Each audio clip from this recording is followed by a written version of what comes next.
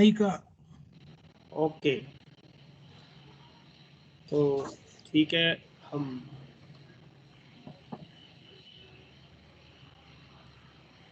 विषय में प्रवेश करते हैं। Indian council of astrological sciences Chennai के द्वारा हमारे ग्वालियर सेंटर की आज की क्लास हमने ये क्लास जो गणपति ज्योतिष संस्थान में चलती है। अब मैं आपको इसके संदर्भ में कि पंचांग किसे कहते हैं बताने जा रहा हूँ। तिथि वारस्य नक्षत्रम योगः करणमेव च एतैहि पंचविरंगैहि संयुतम पंचांगम उच्यते।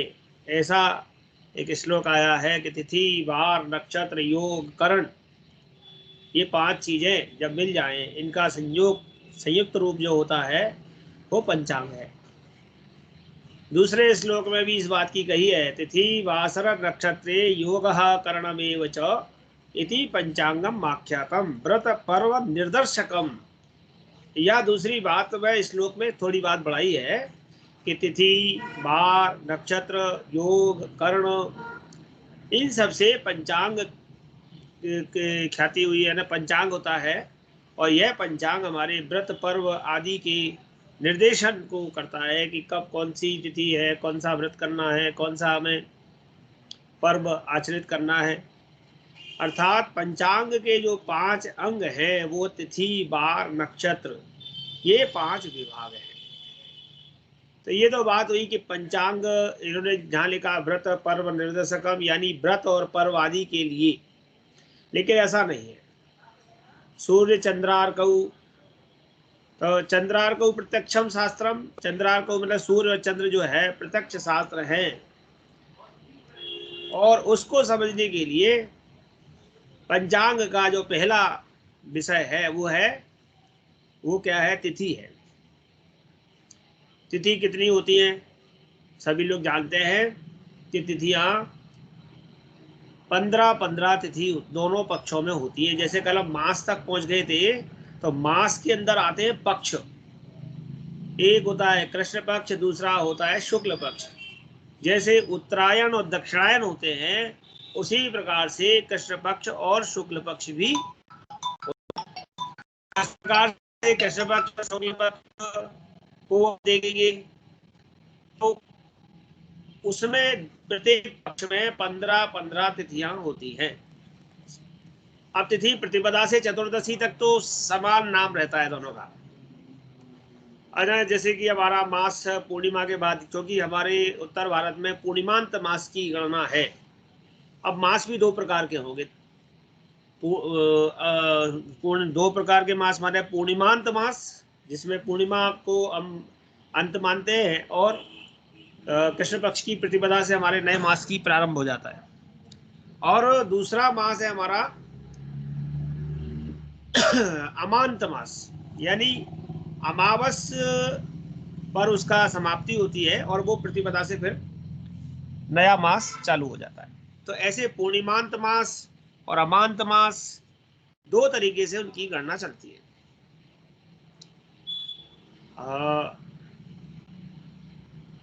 अब बात आएगी नीरज कि प्रतिपदा द्वितीया तृतीया चतुर्थी पंचमी, इसकी भगवानी बदलो।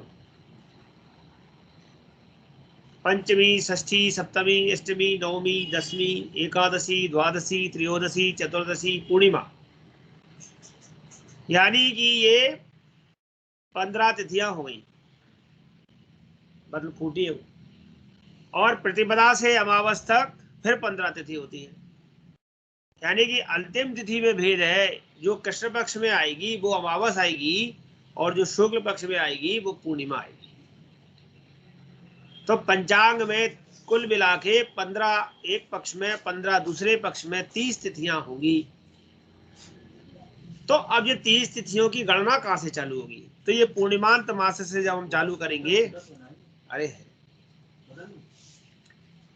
तो सूर्य और चंद्रमा के 12 अंश के अंतराल पर एक तिथि होती है। यहां ये आपको ध्यान देना पड़ेगा।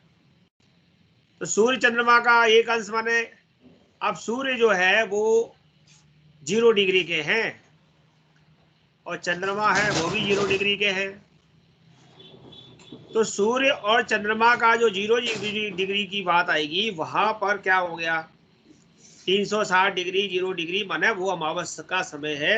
और 0 से जैसे ही चंद्रमा बढ़ेंगे और वह हमारी प्रतिपदा चालू हो जाएगी। तो अब वो कब तक जाएगी, यानी कि 15 डिग्री तक हमारी प्रतिपदा रहेगी। अब 15 डिग्री तक प्रतिपदा रहेगी तो उसको हम कैसे देखें, उसके लिए हमें क्या करना पड़ेगा, जैसे हमारा 0 डिग्री सूर्य है और इससे 12 डिग्री तक हमारी एक, ये 12 डिग्री आगे बढ़ गया, यानी यह सूर्य था और सूर्य से 12 डिग्री जब चंद्रमा आगे बढ़ गया तो एक तिथि का निर्माण हो गया।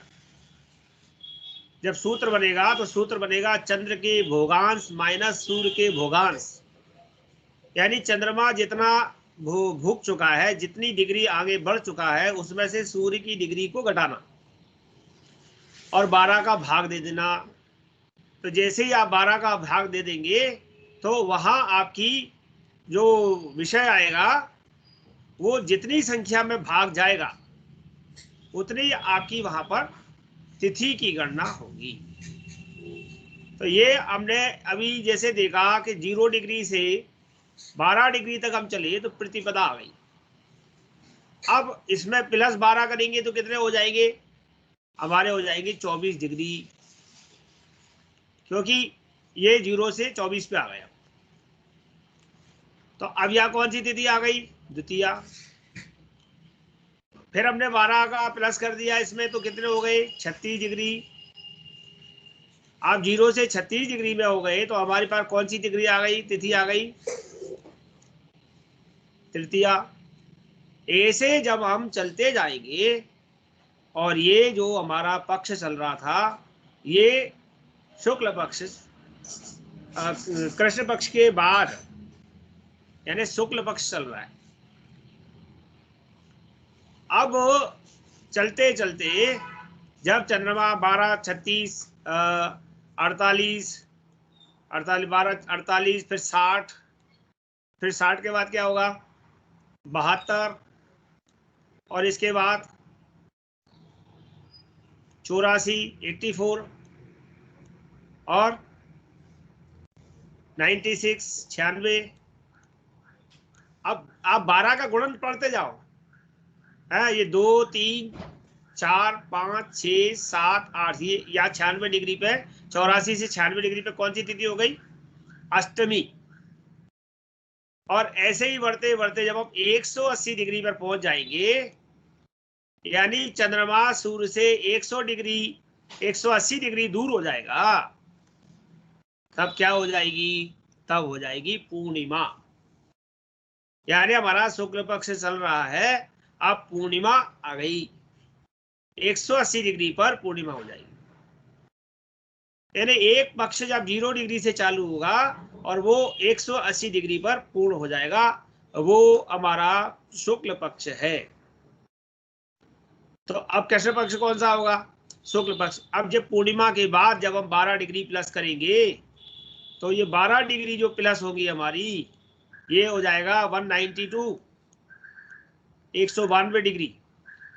यानी जब चंद्रमा सूर्य से 180 डिग्री से आगे 192 डिग्री तक पहुंच जाएगा तो वहां हमारी कृष्ण पक्ष की प्रतिपदा आ जाएगी। और ऐसे आप 12 12 फिर जोड़ते जाएंगे, 192 में 12 जोड़ेंगे तो कितने हो गए आपके, है 204।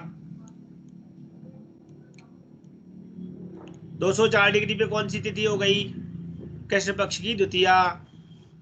और ऐसे करते करते जब आप 360 डिग्री पे पहुंच जाएंगे, 360 यानी 348 से 360, 348 से 360 पे ये आपकी अमावस होगी। ये कौन सी तिथि होगी, ये होगी आपकी अमावस। तो इस तरीके से हम देख रहे हैं कि हमारी अमावस आदि सभी तिथियों का हम वर्णन देखेंगे।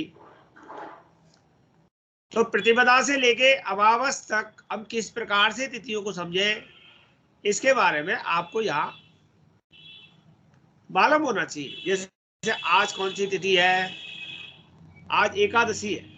पंचांग डेली अखबार में भी आता है, डेली आपके पास जो पंचांग एवरीडे पंचांग होता है, निर्णय सागर आदि जो भी उपयोग करते हैं हम सभी, वो पंचांग हमारे पास सबके पास है।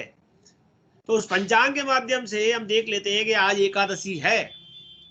लेकिन आज एकादशी कौन से पक्ष की है? शुक्ल पक्ष की है। तो आज की एकादशी शुक्ल पक्ष की है, ये प्रमाण करने के लिए कैसे हम ज्ञात करें?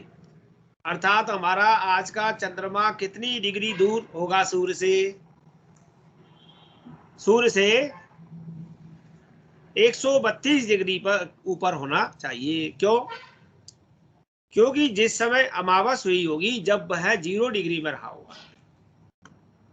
ठीक है, जब 0 डिग्री में सूर्य रहा, मतलब यानी कि इस समय 0 डिग्री का मतलब अभी काय के सूर्य चल रहे हैं? मकर राशि के। मकर की 0 डिग्री पर जब सूर्य हुए होंगे और चंद्रमा भी हुए होंगे। ठीक है ना? अब चंद्रमा और सूर्य दोनों 0 डिग्री पर थे मकर राशि में, उस दिन अमावस थी। और इस बार क्या हुआ? इस बार जो अमावस और संक्रांति एक ही थी, ये भी देखने की बात है। संक्रांति वाले दिन ही अमावस थी। तो अब हम वहां से आगे बढ़े कि दोनों का जो संयोग हुआ उससे हम आगे बढ़ेंगे। उस दिन मकर राशि का ही चंद्रमा था, मतलब समानता वाली बात ये है कि हमें ये देखना है कि चंद्रमा कितने डिग्री पर है, तो किस राशि में। अमावस वाले थे 0 पे है, तो मकर के चंद्रमा 0 डिग्री पर से चले और आज हमारी 132 डिग्री हो गई। तो 132 डिग्री होने का मतलब है चंद्रमा मकर राशि से कितने आगे चले गए? तो चंद्रमा मतलब सॉरी, चंद्रमा नहीं, हम तिथि कितने आगे आ गए? 132 डिग्री आगे आ गए। क्योंकि 12-12 डिग्री हम प्रतिदिन चलते जाएंगे और 11 दिन में, मतलब आज जो चूंकि 11वां दिन है, यानी 120 डिग्री से 132 डिग्री तक हमारी एकादशी रहेगी।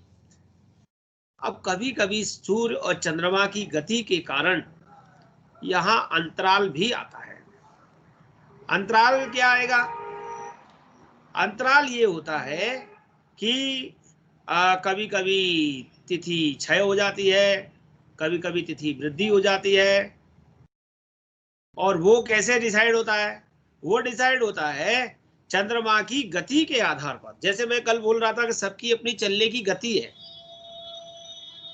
सूर्य की जो गति है चलने की वो 1 डिग्री प्रतिदिन है, लेकिन वो उसकी मध्यम गति है 1 डिग्री, यानी 1 डिग्री पे तो चलता ही है, लेकिन उसकी कम से कम होगी तो कितनी होगी? 1 डिग्री से 3 कला कम, अर्थात 57 कला। हम हमारे जो इकाई है वो 60 की इकाई में बात करेंगे। 60 कला बराबर 1 डिग्री, 1 अंश। तो सूर्य जब 1 अंश पर होता है, ये प्रतिदिन का 1-1 अंश चलता है, लेकिन कभी कभी सूर्य की और पृथ्वी की जो गतियों के सिद्धांत हम अभी एस्ट्रोनॉमी में पढ़ेंगे तो पता चलेगा कि सूर्य कम से कम यदि गति करेगा अपनी तो 57 कला कर देगा, यानी थोड़ी सी कम कर देगा। अगर सूर्य की गति बढ़ेगी तो कितनी बढ़ सकती है? तो सूर्य की गति यदि बढ़ेगी तो 3 कला और बढ़ जाएगी, यानी 63 कला हो जाएगी। तो ऐसे करके सूर्य थोड़ा 57, 63 इसके बीच में वो थोड़ा बहुत आगे पीछे जाएगा। लेकिन सूर्य चंद्रमा के अंदर जो तिथियों का निर्णय हो रहा है उसमें अंतर क्यों आ रहा है? चंद्रमा की गति कितनी है ये हमें पता करना है।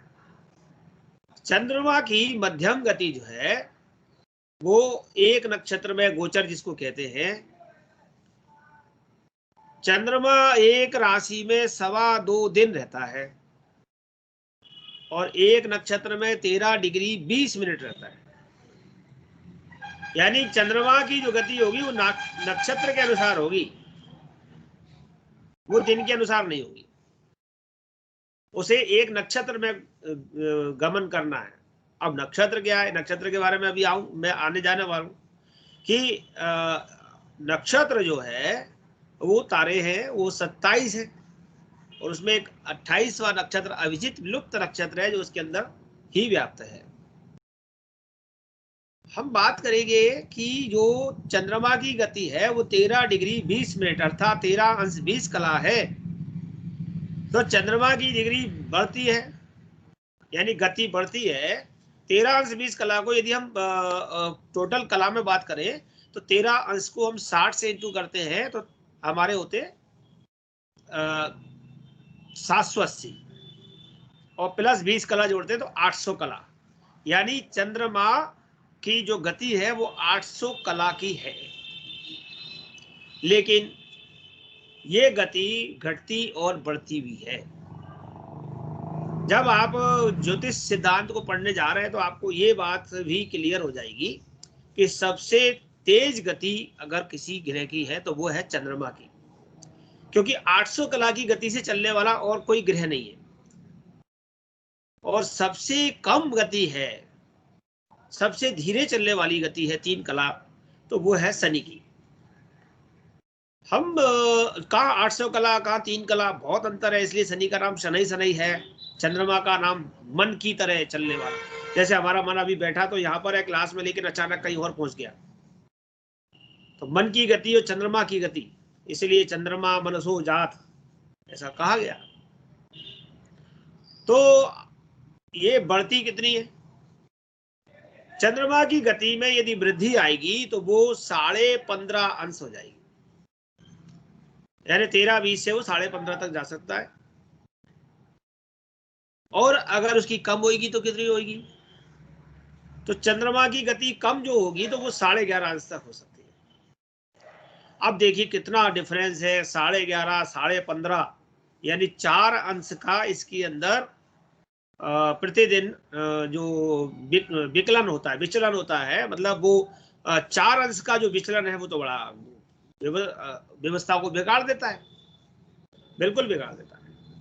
और इसीलिए चंद्रमा प्रतिदिन 48 मिनट लेट होता चला जाता है, उसके उदय के समय से वो लेट होता चला जाता है। तो हम चंद्रमा की जो गति को देख रहे हैं उसमें जो 4 अंश का अंतर है और सूर्य में मात्र 6-7 कला का अंतर है चलने के समय में, ये जो दोनों का डिफरेंस है, इनकी जो चलने की गति है, इसके कारण तिथियों के निर्माण में अंतर आ जाता है। यानी कभी कभी तिथि 6 तिथि हो जाती है, मतलब वो 18 घंटे की रह जाती है। हमारा दिन कितना होता है? 24 घंटे का। तो तिथि घटते घटते घटते घटते 17-18 घंटे की तिथि रह जाती है। मिनिमम इतनी जाएगी, 17-18 घंटे से कम की तिथि नहीं होगी। और अगर वो तिथि में वृद्धि हो गई तो वो 27-28 घंटे की भी हो जाएगी। मैं एवरेज बता रहा हूँ, जब हम चलाना उसको करेंगे तो हमारे 27 पॉइंट कुछ आएगा, इसलिए मैंने 28 का रेशो लिया है। यहाँ 17.5 आएगा, 17 आएगा, तो उसका रेशो लिया है। तो आपको अभी प्रारंभिक है तो मध्यम मध्यम बता रहा हूँ, बीच बीच के बता रहा हूँ। जैसे जैसे आप एस्ट्रोनॉमी करते जाएंगे, गणित करते जाएंगे, आपको एकदम एक्चुअल भी निकालना आ जाएगा।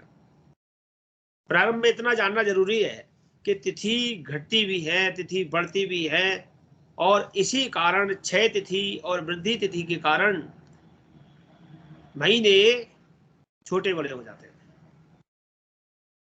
माना है कि 30 दिन का महीना होता है। जब मैं कल आपसे बात कर रहा था कि एक संवत्सर में 12 मास होते हैं और उनमें से भी 360 में हमारा 7-7 दिन का प्रति साल डिफरेंस निकलता जाता है, तो वो हमारा एक नया अधिक मास बन जाता है।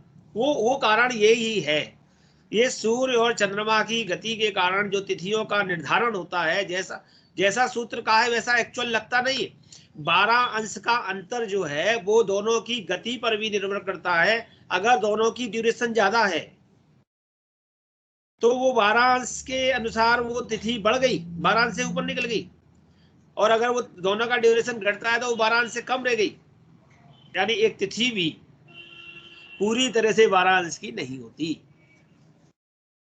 अगर 12 अंश की होगी तो 24 घंटे पूरे मिल जाएंगे।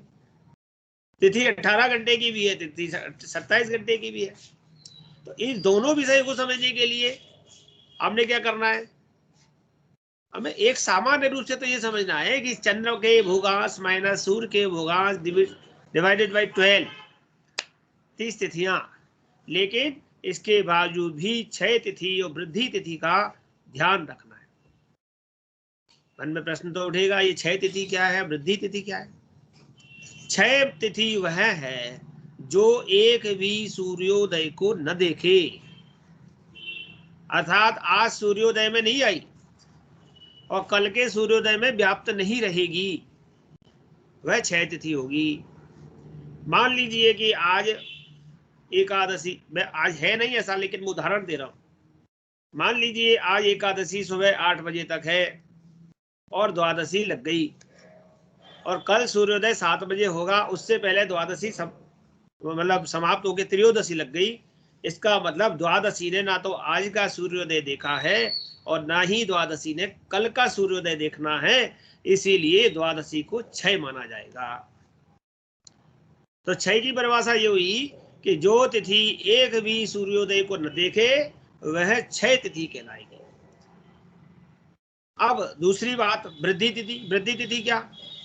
तो वृद्धि तिथि की परिभाषा होगी कि जो तिथि दोनों सूर्योदयों में व्याप्त रहे, यानी वो एकादशी आज है, सूर्योदय में आई है, तो हम किसी भी तिथि को जब मानते हैं तो सूर्योदय व्यापनी, जो तिथि सूर्योदय में व्याप्त होती है उसे पूर्ण रूप दिया जाता है, उसका फल अधिक है।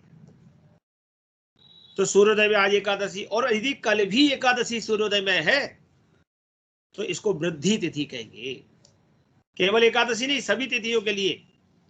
हालांकि एकादशी के तो व्रत में भी ये बात कही है कि वृद्धा एकादशी, यानी जो एकादशी दूसरे सूर्योदय में आए उसको ज्यादा महत्व देना, वह हमारे लिए ज्यादा कल्याणकारी है। जो क्षय हो गई उससे कल्याण नहीं, क्योंकि एकादशी तो मोक्षदायिनी है। तो हमारी वृद्धि तिथि और क्षय तिथि का भी इसी से संबंध है। अब हम वृद्धि तिथि क्षय तिथि के साथ हम तिथियों को और कैसे समझे, क्या करेंगी तिथि हमारे साथ, तिथियों का फल क्या रहेगा? तो तिथियों के नाम है, जैसे नाम है वैसे ही इन तिथियों के देवता भी हैं, इन तिथियों की ग्रह भी है। तो प्रतिपदा का जो देवता है वो कौन है? प्रतिपदा का देवता है अग्नि। यानी कोई भी अग्नि कर्म आपको करने हो वो आप प्रतिपदा में कर सकते हैं। द्वितीया, द्वितीया के ब्रह्मा, तृतीया की गौरी, चतुर्थी के सभी जानते हैं गणेश चतुर्थी, पंचमी के नाग देवता नाग पंचमी, षष्ठी के कार्तिकेय जी, सप्तमी के सूर्यदेव, अष्टमी के शिव, नवमी की दुर्गा, दशमी के विश्वदेव, ऐसे करके पूरी तिथियों के सब देवता हैं। और पूर्णिमा के जो देवता है वो चंद्रमा है, और अमावस के जो देवता है वो पितर है। क्यों, इनको क्यों जानना? इनसे दो बातें हैं। एक तो जिस कार्य को करना हो उस देवता की तिथि को लिया जाना चाहिए, लिया जा सकता है। और दूसरा, जिस तिथि में जन्म हुआ है वो तिथि किस देवता से रिलेशन उसका है, संबंध है, उस संबंध में जो उस देवता का नेचर होता है वह नेचर उस जातक के जन्म पर भी पड़ेगा। हम पंचांग को इसलिए नहीं पढ़ रहे कि हमें केवल मूर्त साधन सीखना है। हम तो यहाँ पर सभी लोग ज्योतिष को जो सीखने आए वो इसलिए सीखने आए हैं कि हम फलादेश कैसे करें। तो कल मैं बात कर रहा कि संवत्सर, जो संवत्सर चल रहा है उसका फल जातक के जीवन में होता है, और फलादेश की विधि में हम यहीं से चालू करते हैं शुरू से। परसेंटेज ऑफ रेशो कम होंगे, जैसे संवत्सर का फल 1%, अयन का फल 2%, और ऋतु का फल 3%, नक्षत्र का फल, ऋतु के बाद जो हमारा कौन सा आएगा, मास, मास का फल 4%, पक्ष का फल 5%, और तिथि का फल 6%। ऐसे परसेंट बढ़ाते जाएंगे, क्योंकि आगे जाके ग्रहों के फल सबसे ज्यादा होंगे, उनका लग्न का और ग्रहों का परसेंटेज ज्यादा होगा। लेकिन ये 1-1% वाले भी आपके नेचर में, स्वभाव में परिवर्तन को दर्शाएंगे, और इसीलिए आपको उन्हें जानना जरूरी है, क्योंकि इसके अंदर तिथियों में पर्व तिथियों का समावेश भी है। प्रतिपदा का जन्म, प्रतिपदा का जन्म अच्छा भी है, प्रतिपदा का थोड़ा सा जन्म खराब भी है। अग्नि देवता है ना, एग्रेसिव नेचर का होगा। और कौन सी वाली प्रतिपदा, ये भी दोनों पे भी निर्भर करता है कि आप कृष्ण पक्ष के बाद वाली प्रतिपदा की बात कर रहे हैं या शुक्ल पक्ष के बाद वाली, यानी पूर्णिमा के बाद वाली या अमावस के बाद वाली। इनमें दोनों में थोड़ा अंतर है। पूर्णिमा के बाद वाली प्रतिपदा को उतना दोष नहीं लगेगा जितना कि अमावस के बाद वाली प्रतिपदा को दोष लगेगा। क्यों लगेगा, ये भी हम आगे पंचांग जैसे जैसे पढ़ते जाएंगे हमें पता चलता जाएगा।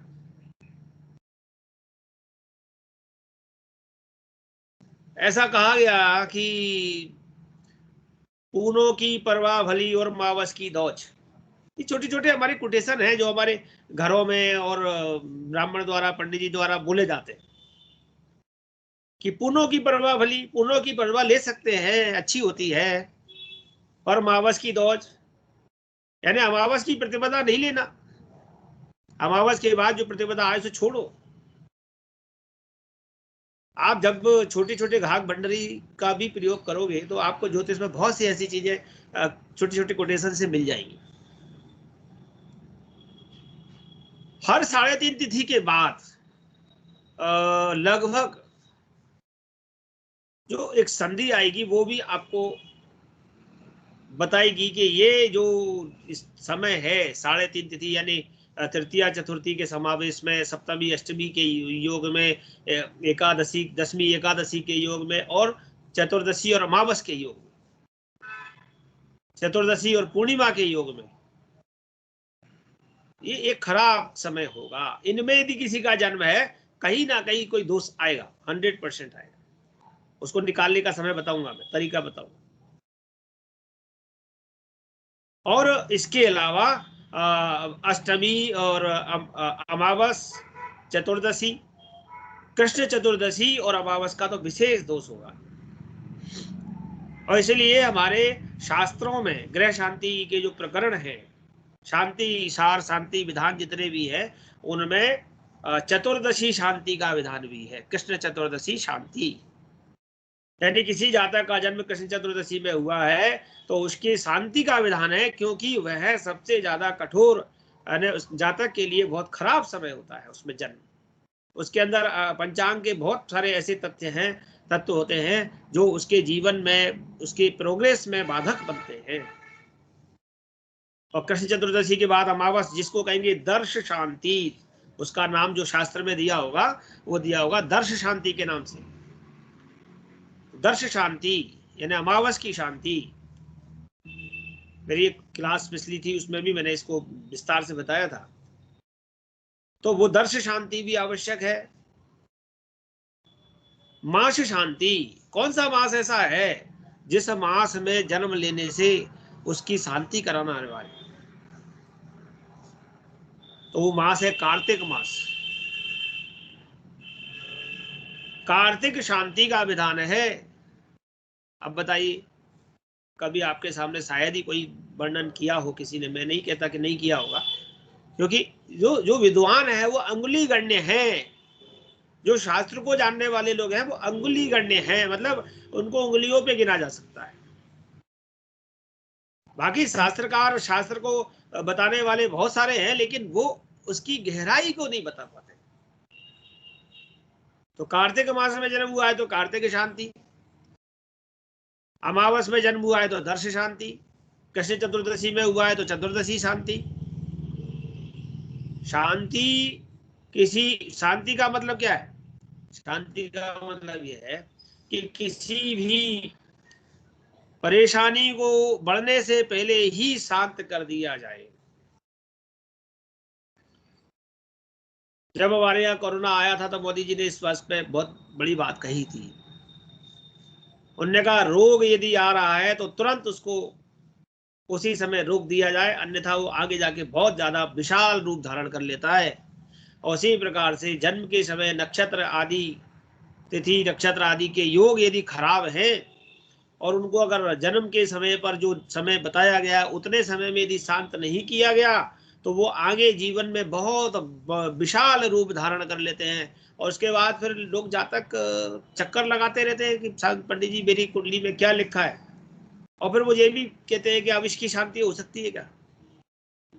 जैसे कि कैंसर के बढ़ने के बाद उसकी शांति के लिए, मतलब उसको ठीक करने के लिए बहुत कठिनाई होती है, या किसी भी बीमारी को बढ़ने के बाद उसे ठीक करना बहुत कठिनाई होती है, उसी प्रकार से आपके जन्म काल पर न की गई शांति भी बाद में कितने भी बार प्रयत्न किया जाए, जरूरी नहीं कि वो आपकी ठीक से उसको शांति मिल जाए, यानी हो जाए। क्योंकि वो जो नक्षत्र है, वो जो नक्षत्र का जो एक तरह से कहिए कि कोई हरी चीज है उसको आप जल्दी मोल्ड कर लेंगे, जल्दी से शांत कर लेंगे, और कोई कठोर लकड़ी हो गई, मोटी हो गई, तो उसको आप जल्दी थोड़ी काट पाएंगे। तो जो जन्म काल के समय में शांति विधान शास्त्रों में लिखे हैं उसी समय पर कराना बहुत आवश्यक होता है। तो हम तिथि को समझेंगे और तिथि हमारे जीवन में आगे और भी तिथि के ऊपर हमारी क्लास आएगी, जो मुहूर्त की क्लास आएगी उसमें आएगी। अभी P1 के लिए इतना पर्याप्त है। हम इसका अगला पहलू समझे कि वो क्या है। वो है हमारा पंडित जी, क्वेश्चन था नक्षत्र। नक्षत्र जो है तिथि के बाद आएंगे नक्षत्र। हेलो, और नक्षत्र कितने होते हैं सभी को मालूम है, 27 नक्षत्र होते हैं। या आपके सामने जैसे मैं नक्षत्र दिखा रहा हूं, अश्विनी, भरणी, कृतिका, रोहिणी, मृगशिरा, आर्द्रा, पुनर्वसु, पुष्य, आश्लेषा, मघा, पूर्वा फाल्गुनी, उत्तरा फाल्गुनी, हस्त, चित्रा, स्वाति, विशाखा, अनुराधा, ज्येष्ठा, मूल, पूर्वाषाढ़ा, उत्तराषाढ़ा, श्रवण, निष्ठा, सतविशा, पूर्वा भाद्रपद, उत्तरा भाद्रपद और रेवती। अब यह एक छोटा सा आपके सामने एक अभिजित लिखा हुआ है, यानी उत्तराषाढ़ा के अंतिम 4 घटी और श्रवण की प्रारंभ की 15 घटी, ये जो हमारे उत्तराषाढ़ा और श्रवण के बीच में 19 घटी का एक नक्षत्र व्याप्त रहता है, वह नक्षत्र होता है अभिजित नक्षत्र। क्योंकि आप जब नक्षत्रों की गिनती करेंगे तब वो जी अभी मत बोलो भाई, बाद में बात करेंगे। अभिजित नक्षत्र जो होता है वो मध्य में होता है 27 नक्षत्रों के अंदर। और जब आप अश्विनी से लेकर रेवती तक नक्षत्रों की बात करेंगे तो वह अभिजित आपको बोलने में नहीं आएगा। अभिजित जो है उसमें विलीन है, विलिप्त है। बस आपको उत्तराषाढ़ा का अंतिम है क्या, श्रवण का प्रारंभ है क्या, यहाँ पर थोड़ा गौर करना पड़ेगा। तो सबसे पहले आप सबको ये नक्षत्र याद करने हैं। प्रवीण वन में जितने लोग आए हैं उन सभी को 27 नक्षत्र क्रम से याद हो जाना चाहिए, क्रम से। क्योंकि क्रमबद्ध ज्ञान को ही हम क्या कहते हैं, विज्ञान कहते हैं। अगर आपने एक भी स्टेप ऊपर नीचे कर दी तो वो आपका जो सही फल नहीं आएगा। इसलिए आपको उनको स्टेप बाय स्टेप याद करना, यानी क्रम से याद करना है। तो हमारे पास ये 27 नक्षत्र जो क्रम से लिखे हुए हैं, इन नक्षत्रों का जो संबंध है वो उससे भी है, ग्रहों से। तो मैंने कल आपको 12 राशि 9 ग्रह बताए हैं, उनको आप समझें कि आप देखिए इस चार्ट में मैंने जो लिखे हैं इनको 9 9 के क्रम में लिखा है। ये हमारा जो ये 9 का क्रम है, ये पूरे 9 है, फिर ऐसे ये 9 है और फिर ये 9 है। तो ये 9 9 का जो क्रम है, ये मैंने 9 में क्यों लिखा, इसमें दो बातें हैं। एक तो ये कि हमको याद करने में आसानी हो जाएगी कि हम पहले अश्विनी वर्णी कृतिका रोणी वृक्षार्द्रा ऐसे 6 करके याद कर लें, 9 9 करके याद कर लें। लेकिन इसका दूसरा कारण जो है वो ये है कि दूसरा कारण जो है वो ये है कि इनके ग्रहों के स्वामी भी होते हैं, नक्षत्रों के स्वामी ग्रह होते हैं। तो जब ये हम देख रहे हैं अश्विनी भरणी कृतिका ऐसे करके हम इनको 3 उसमें ला रहे हैं,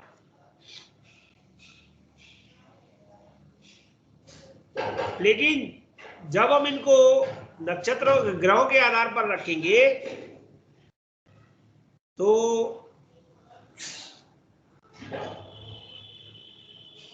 केतु जो स्वामी है वहां से प्रारंभ करेंगे, केतु ग्रह से प्रारंभ करेंगे।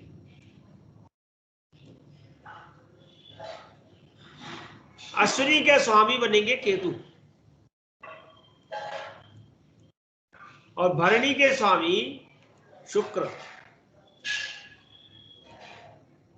और कृतिका के स्वामी सूर्य। रोहिणी के लिए चंद्रमा, वृक्षरा के स्वामी मंगल और आर्द्रा के स्वामी राहु। पुनर्वसु के गुरु,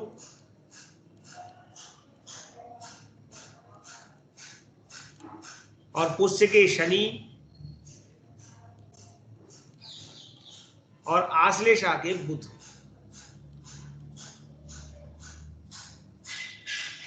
इस तरीके से 9 ग्रहों को हम इनके स्वामी के रूप में देखेंगे और उसका हमको ये क्रम याद करने से ये आसानी हो जाएगी। और वो क्रम हमारा होगा कि शु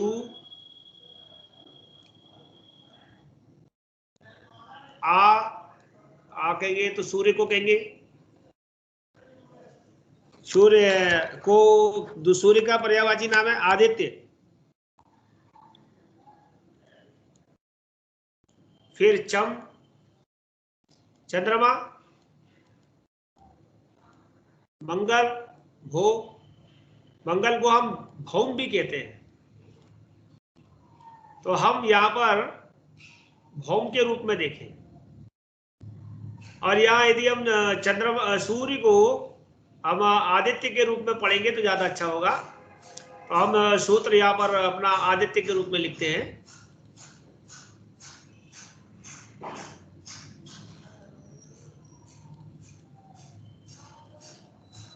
इसके बाद राहु, बृहस्पति, जीव गुरु बृहस्पति। तो बृहस्पति को जीव कहा गया है और इसीलिए हम यहां पर जी लिख देंगे।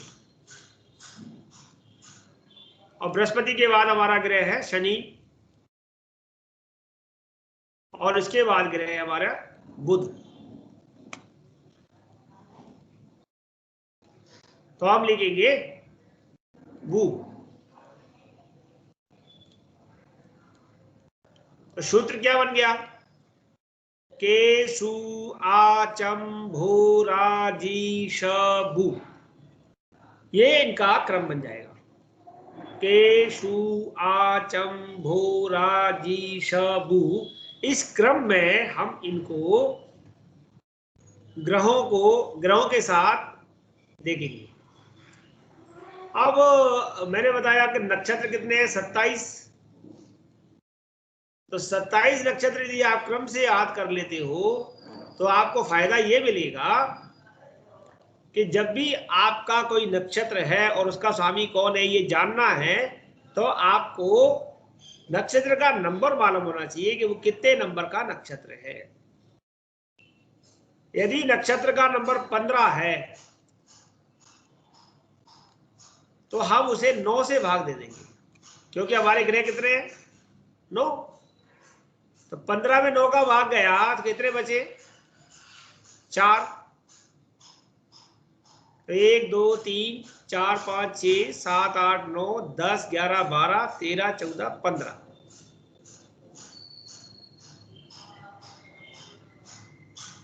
ये 15 नंबर है। क्या गलती हुई? असली के सु आ चंभो रा जी सबू के सु आ चंभो रा। गुरुजी 6 आएगा। बिल्कुल ठीक है, मैंने गलती कर दी, आंसर ये 4 की जगह 6 आएगा। धन्यवाद आनंद जी। हमारा शेष बचा 6, और शेष हमारा जो 6 बचा है, तो हम देखेंगे 6वें नंबर पर कौन सा ग्रह है। 1 2 3 4 5 6, यानी कि स्वाति नक्षत्र 15वां नक्षत्र है और इसका स्वामी बनेगा राहु।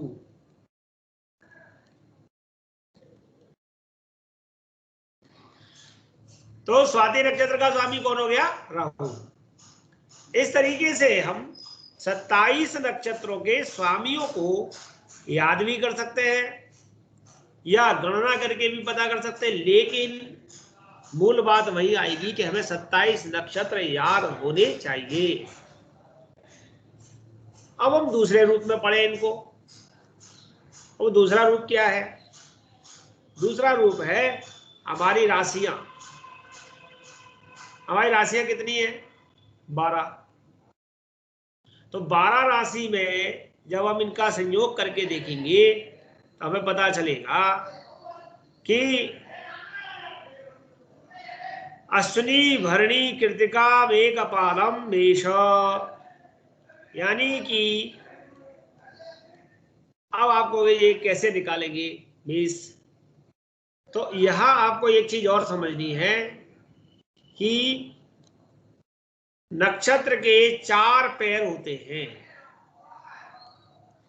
नक्षत्र के 4 पैर होते हैं, और जिसको हम क्या कहेंगे? चरण।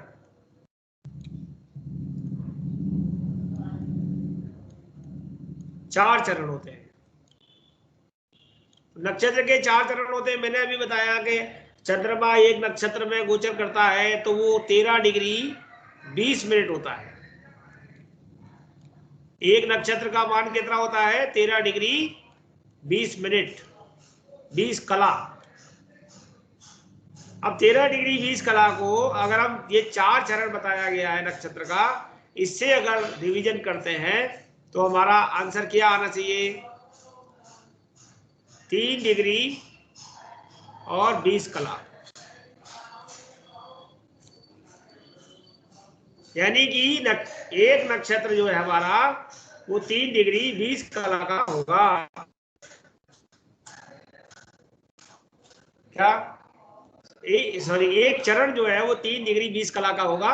एक नक्षत्र 13 डिग्री 20 कला का है और एक चरण जो है वो 3 डिग्री 20 कला का है। अब बात आएगी कि एक नक्षत्र में 4 चरण हैं, तो राशि में कितने चरण होते हैं, अर्थात राशि के कितने पैर होते हैं, कितनी टांगें होती है राशि की। तो राशि के 9 चरण होते हैं। किसी राशि के 9 चरण होते हैं। 12 राशियां हैं तो राशि के 9 चरण, और राशि के 9 चरण हैं और नक्षत्र के 4 चरण हैं, तो एक राशि में कितने नक्षत्र आएंगे?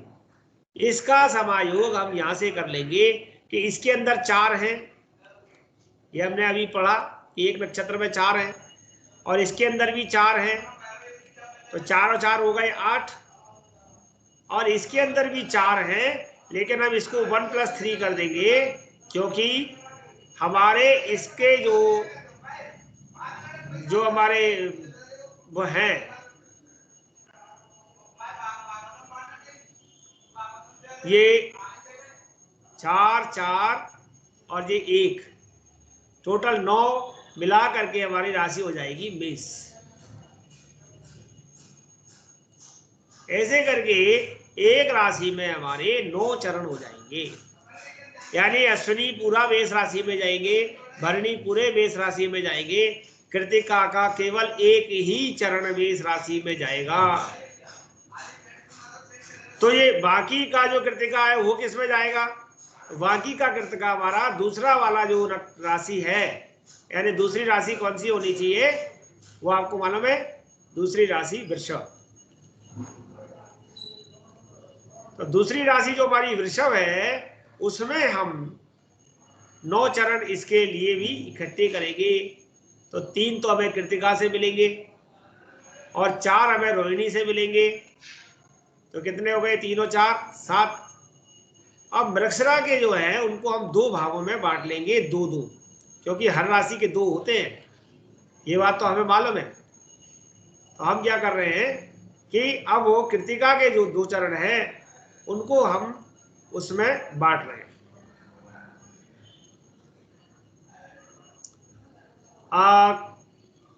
2 + 2, तो ये जो 2 है और ये 4 है और ये 3 है, ये आपके वृषभ राशि में चले गए।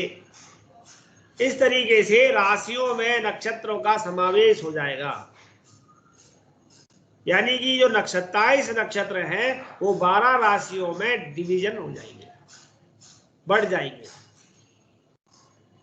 तो एक राशि, अब नक्षत्र तो 13 अंश 20 कला का होता है, लेकिन एक राशि कितने अंश की होती है? तो एक राशि जो है वो हमारी एक राशि होती है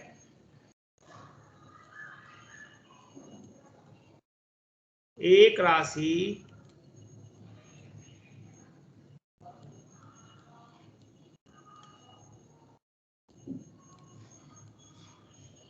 30 अंश की होती है, 30 अंश की। अब आपको भाई एक राशि 30 अंश की होती है, कैसे पता करें? तो मैंने कल आपको एक बात कही भचक्र की, पूरा हमारा जो भचक्र है 360 डिग्री का, ये पृथ्वी जो है 360 डिग्री की, अर्थात 360 डिग्री, इसको हम 12 राशियों से भाग करें, क्योंकि राशि 12 होती है। तो 12 अंश से जब आप 360 में भाग करेंगे तो कितना आएगा? 30। अर्थात इससे ये हमें ज्ञान हो गया कि एक राशि में 30 अंश होते हैं और एक राशि में 13 अंश 20 कला होते हैं। तो मन में प्रश्न फिर खड़ा हो जाएगा कि एक नक्षत्र में 13 अंश 20 कला होते हैं, ये हम कैसे सिद्ध करें? तो इसके लिए भी हमें क्या करना पड़ेगा? फिर से भचक्र में भाग देकर देखना पड़ेगा। एक नक्षत्र बराबर 13 अंश और 20 कला, 13 अंश 20 कला, तो फिर ये भचक्र हमारा 360 डिग्री का है पूरा, और ये 360 में हम नक्षत्र कितने होते हैं? 27 नक्षत्र होते हैं, जैसा कि मैंने अभी आपको ये बताया है। तो 27 का डिवीजन करेंगे, जब हमने 27 से भाग देंगे तो कितनी बार जाएगा? अगर 27 का भाग हम 360 में देंगे तो 13 अंश और 20 कला आएगा।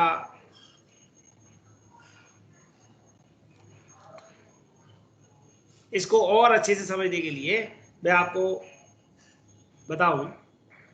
क्या आप सोचेंगे कि ये तो हमें समझ में नहीं आया? नहीं, हम क्या करेंगे, जो भसक्र है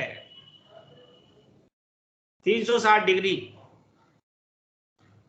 हम 360 को भी अगर हमें समझ में नहीं आ रहा है, अंश को कला में परिवर्तित कर लेंगे।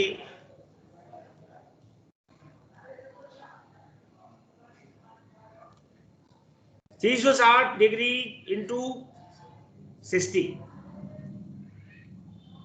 और जब आप इसे कला में परिवर्तित कर लेंगे यहां पर, और यहां पर आपके पास है 13 अंश, सॉरी 27 नक्षत्र, 27 है हमारे, इसलिए केवल आपको ये ही करना है ऊपर वाला। तो ये हमारा हुआ 0, और फिर हुआ ये 0, और भी 6 6 36 3 और 6 3 18 3 21। अब आपको भाग देना आसान हो जाएगा। अब आप जब 27 से भाग देंगे तो आप आसानी से दे सकते हैं। ऐसे करके आप उनको डिवीजन कर लेना। मैं आपको गणित की क्लास में इसको और अच्छे से गहराई से समझाऊंगा, क्योंकि यहाँ पर आपको अभी केवल मेरा अभिप्राय नक्षत्रों से अवगत कराना है, लेकिन संबंध जोड़ के भी देखना जरूरी है कि नक्षत्र का संबंध ग्रह से भी बनेगा, नक्षत्र का संबंध राशि से भी बनेगा, और वो हमारे फलित में बड़ा प्रयोग आएगा, क्योंकि सब लेने तो फलित ही आए ना, ज्योतिष तो कोई बात की बात है। तो अब ये जो नक्षत्र है इनके सिंबॉलिक भी हम बात करेंगे। अश्विनी क्या है और ये भरणी क्या है, ये कैसे दिखते हैं, इनका कैसा स्वरूप होता है, इनका नाम ऐसा क्यों रखा गया। कल जैसा कि आपने राशि के बारे में प्रश्न किया था कि हम ये राशियों के सिंबल को समझें, उसी प्रकार के नक्षत्रों के भी सिंबल मिलेंगे। तो आकाश में आकाश गंगा, करोड़ों तारों का समूह आकाश गंगा, उनमें हम रात को टिमटिमाते हुए जो तारे देखते हैं, सप्तऋषि तारा, ध्रुव तारा, ऐसे ही हमारा नक्षत्र मंडल का 27 नक्षत्रों का भी वहां पर तारे वहां पर है। जब हम उसको एस्ट्रोनॉमिकल अध्ययन करते हैं तो वो हमारे को देखने को उनके चिन्ह जो दिख रहे हैं, जैसे अश्विनी नक्षत्र का जो चिन्ह दिख रहा है वो घोड़े के सींग जैसा दिख रहा है, घोड़े का मुंह और वो उस प्रकार का उसका सिंबल दिख रहा है। अश्व, अश्वनऊ, दो प्रकार से, दो घोड़े, अश्विनी अश्वनऊ, दो घोड़े। तो घोड़े का चिन्ह दिखता है, इसलिए इसका नाम अश्विनी उधर नक्षत्र तारा से देखा जाएगा। अगर वैदिक की बात करें तो वैदिक में अश्विनी कुमार है हमारे, धन्वंतरी देवता, उनके रूप में हम अश्विनी को देखेंगे। तो जब हम अश्विनी को देखेंगे तो अश्विनी के जो सिंबल हैं वो हमें क्या बता रहे हैं, वो बता रहे हैं कि अश्विनी माने कभी नहीं थकने वाला, कभी नहीं बैठने वाला। देखिए घोड़ा कभी थकता नहीं है और घोड़ा कभी बैठता नहीं है, और जिस दिन बैठ जाता है उसके बाद फिर उठता नहीं है।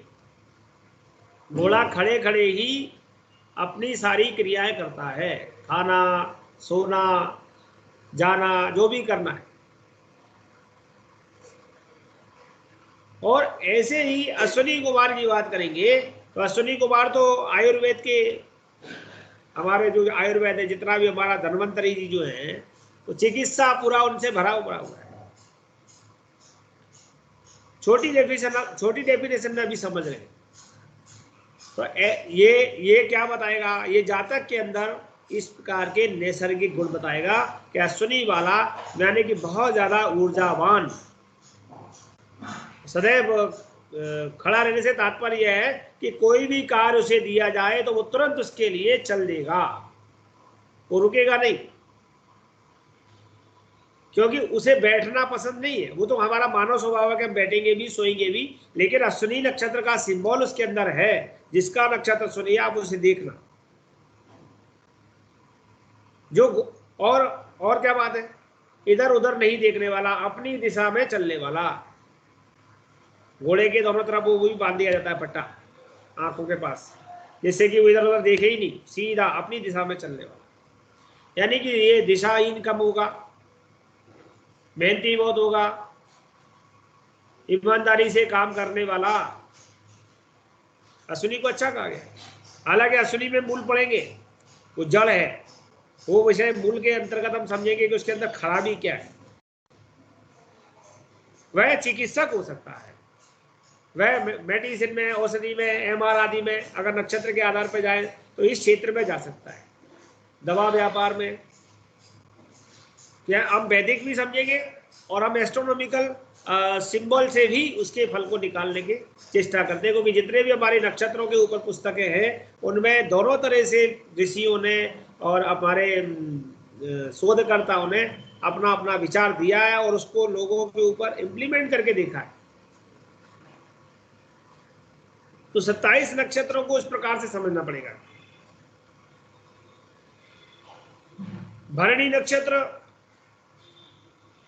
भरणी नक्षत्र का जो भी वहां पे चिन्ह दिखता है, इसके अलावा अगर हम दूसरे रूप में देखें, संस्कृत अर्थ इसका देखें तो भरण पोषण, भरणी, अपभ्रंश में कहते हैं बरणी, जो अचार भरने की होती है बरनी, शक्कर भर दिया, अचार भर दिया, सामान भर दिया, वो बरनी, वो उसका जो रूप है वो भरणी। भरण पोषण से उसका तात्पर्य लगाया। अब देखिए भरण पोषण से तात्पर्य लगाया है तो भैया जो आदमी भरा पूरा होता है तो उसको थोड़ा सा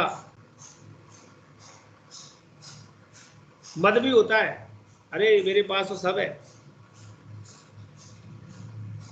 तो थोड़ा सा अहंकारी। अब या दूसरा सिंबल, तीसरा, मतलब बहुत प्रकार से जोड़ा जाता है। भरणी का स्वामी भी मैंने कौन बताया, शुक्र बताया आपको, केशु।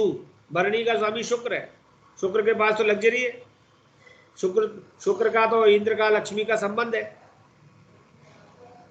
तो जब किसी के पास पर्याप्त मात्रा में कुछ होता है तो वो कैसे टेढ़ी आंखें करके देखता है, भाई कोई समस्या तो नहीं है, हमसे बता देना, है ना, थोड़ा अहंकारी, थोड़ा घमंडी। और इसलिए जब नक्षत्रों के वर्गीकरण में भी हम जाएंगे तो भरणी नक्षत्र कौन सा नक्षत्र है, भरणी नक्षत्र को उग्र नक्षत्रों में रखा है। नक्षत्रों की 7 श्रेणियां हैं, ध्रुव नक्षत्र, उग्र नक्षत्र, उनमें भरणी है। क्यों? प्रभुता सीधी बात है, उसके पास संपन्नता है, वो भरा पूरा है, उसके पास वो सोचता है कि ये सब मुझसे मांगेंगे, संपन्न तो होता है, लेकिन उसके जो सिंबॉलिक होते हैं वो दूसरे। ऐसे नक्षत्रों की चर्चा भी हम आगे करेंगे। इनके नक्षत्रों के तारामंडल में वो कैसे दिख रहे हैं, नक्षत्रों के देवता कौन है और नक्षत्रों के जो ग्रह कौन से हैं, सारी चीजों का जब हम संयोग करके उनके नेचर को निकालते हैं तो वह नेचर जातक के ऊपर फलित करता है। हमको फलित की बात करनी है, अभी मैंने तिथि से फलित की बात करने की आपको एक बताया, मार्ग बताया कि आप ऐसे कर सकते हैं।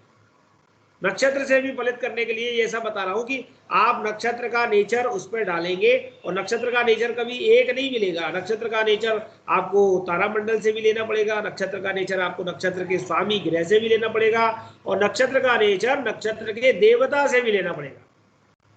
क्योंकि जैसे आप ये देख रहे हैं कि यहाँ पर पुष्य नक्षत्र है, जब हम यहाँ पर ग्रहों के आधार पर निकाल रहे हैं तो इसका स्वामी हो रहा है शनि। लेकिन जब हम वहां पढ़ते हैं कि गुरु पुष्य शनि पुष्य, तो पुष्य नक्षत्र का संबंध गुरु से जोड़ दिया है। तो गुरु पुष्य को महत्व क्यों दिया? क्योंकि पुष्य नक्षत्र का जो देवता है वो बृहस्पति है। अगर ग्रह गणना में निकालेंगे तो हमारा जो विंशोत्तरी दशा के लिए या पराशरी नियम से तब तो हम ये कहेंगे कि यहाँ पर शनि पुष्य नक्षत्र में आएगा, अभी जो मैंने आपको 9 का डिवीजन करने को कहा। लेकिन जब देवताओं की बात आएगी तो पुष्य नक्षत्र का जो देवता है वो बृहस्पति है, इसीलिए गुरु पुष्य का सबसे ज्यादा महत्व है। हम बात करेंगे आगे नक्षत्रों में, मूल नक्षत्र वो कौन से हैं, उग्र नक्षत्र कौन से हैं, भरणी का क्या दोष है, धनिष्ठा का क्या दोष है, पूर्वाषाढ़ा का क्या दोष है। इनमें भी ऐसे नक्षत्र हैं मूल के अतिरिक्त भी जो आपके जीवन में परेशानियां उत्पन्न करते हैं, तो हम उन्हें भी समझेंगे। इस प्रकार से हम जब इन सब चीजों को समझेंगे तो हमें पता चलेगा कि